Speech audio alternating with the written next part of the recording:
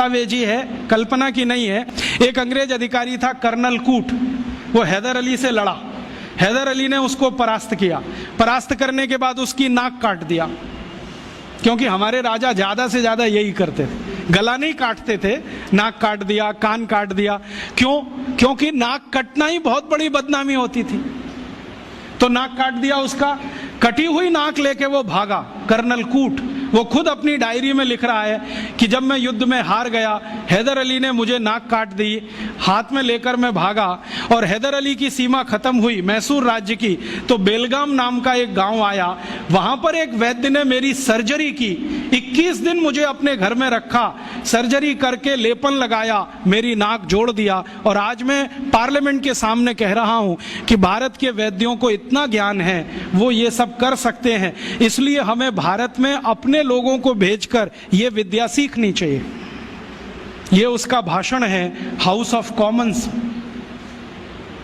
तो कर्नल कूट के इस भाषण को सुनने के बाद अंग्रेजी सरकार ने तय किया, चलो कुछ लोगों को भेजो।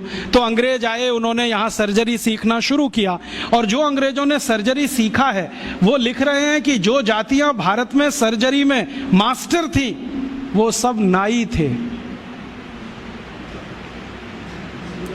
नाई समझते हैं?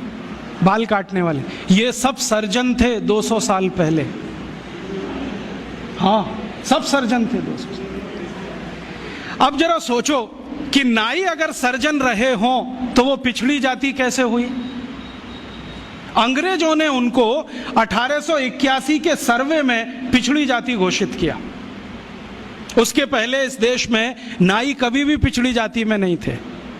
1881 में सेंसस हुआ सबसे पहला, और आज तक वो चल रहा है, हर 10 साल में होता है जनसंख्या का गणना।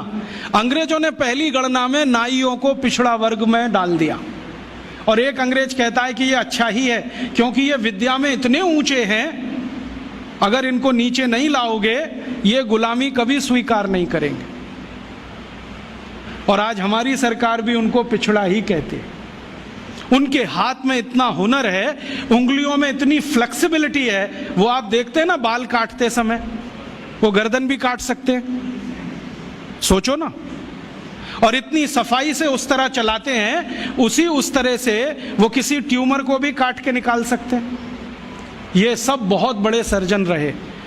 और आज से 200 साल पहले के दस्तावेज बताते हैं कि कांगड़ा और उसके आसपास, कुर्ग और उसके आसपास, मैसूर और उसके आसपास जितने सर्जरी सिखाने वाले केंद्र थे, उन सबके आचार्य नाई ही थे जातियों में।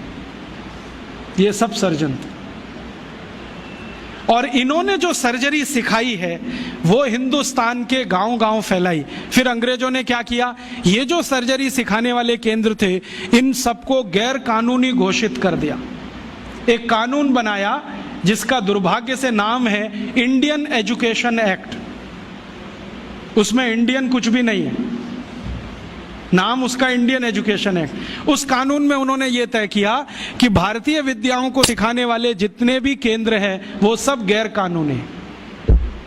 तो उन पे ताले डलवाए गए, नहीं डाले तो मरवाया गया, उनको आग लगवाई गई, कितने लोगों को जिंदा जला दिया। वो कहानी सुने तो आपकी आंखों से आंसू निकल आए। ये अत्याचार 100 साल हुआ, उसमें ये विद्या खत्म हो गई। और फिर बेईमान अंग्रेजों ने क्या किया कि यहां से सर्जरी सीखा, और उनके अपने रिकॉर्ड्स में वो सब है। हिंदुस्तान को ये बताया कि देखो हम तुम्हें वापस सिखा रहे हैं। और यहां से सर्जरी सीखकर जो डॉक्टर बने लंदन में, उन्होंने fellow of the royal society की स्थापना की, जिसमें डिग्री लेने के लिए आज हमारे डॉक्टर जा रहे हैं। और उस प्रमाण पत्र को लाके दरवाजे पे बड़ा टांगते हैं। मैं देखो FRS, उसमें शहद लगा के चाटो तो विटामिन C भी ना मिले।